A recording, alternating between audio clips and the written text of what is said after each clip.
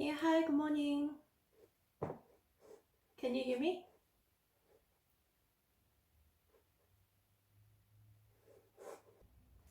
May I please the code? My name is Kim, K-I-M. I appear for the foster carers. That it has been significantly improved. The mother has recovered from the death of Beth's father.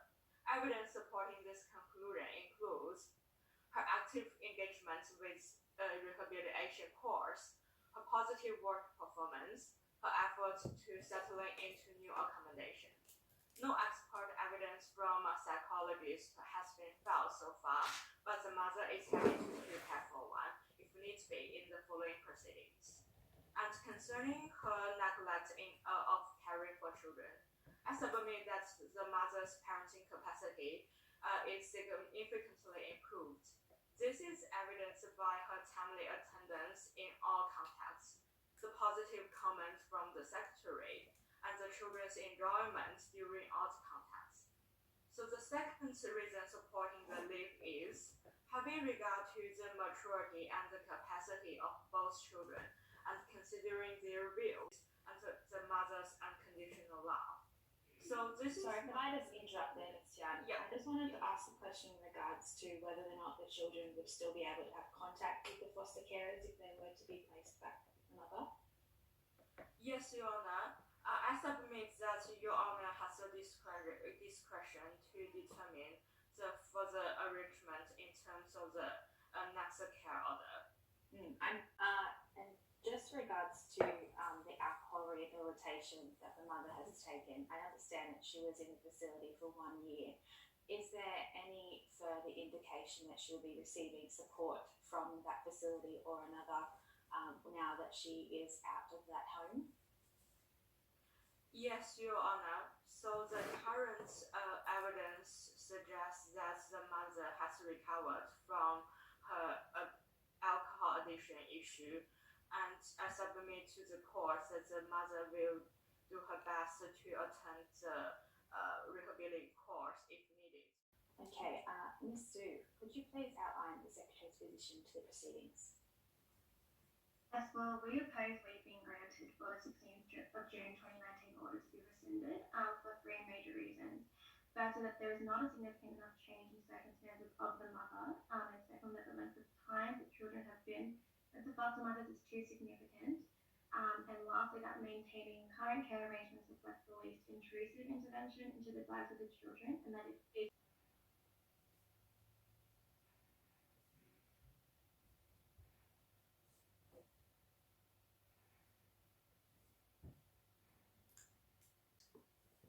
Yes, Your Honor. My clients joined this proceeding as foster carer, and I would like to advise the court that they oppose the mother's application with two reasons. Firstly, the children have been living in a stable environment under the foster carer's care. So in December 2018, the children were removed by the police and they were immediately placed with foster carer Paula and Susan. My clients provided excellent care for the children for almost 2 years.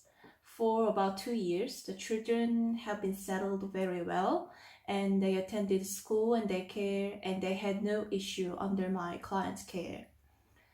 In the affidavit of Ms. Jones, who is the caseworker for the children, it indicates that the children, especially Beth, have extremely close bond and secure attachment with the foster mother. So her affidavit tells us that Beth's bond with the mother is not close as before, and my client is sure that Beth has a closer bond with the foster carers than mother. So Beth is only 3 years old at the moment, and if the children is removed from the foster care mother, who the children have special bond with, it will be so distressing, confusing, and painful for the children. The children seem very comfortable and happy with the regular contact with the mother, approved by court order in 2019. If the children are stable under the current care arrangement, there should be a minimum intervention into the life of the children. So to let the children under the current stable care arrangement will be the best interest of the children. Yeah, yes.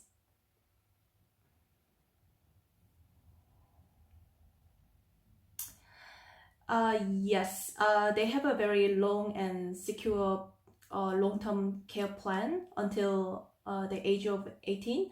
And the previous order by the court is unless there is a significant change about mother, yeah, my clients are happy to look after them until then. I would like to advise the court that there's not significant change in mother's circumstances.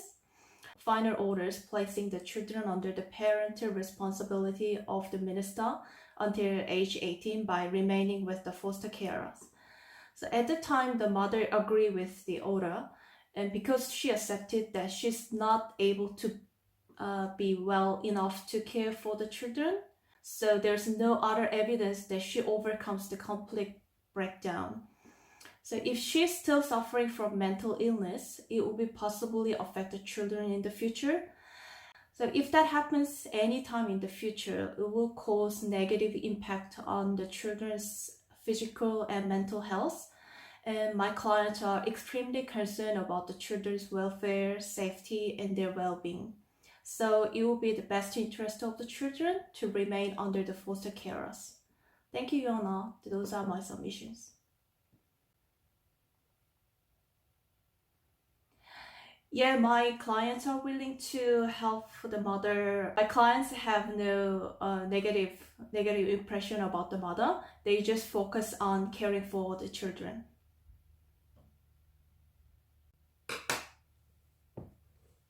To grant leave to the mother, Miss Lisa Elliott, to rescind or vary the orders given on 16th June 2019.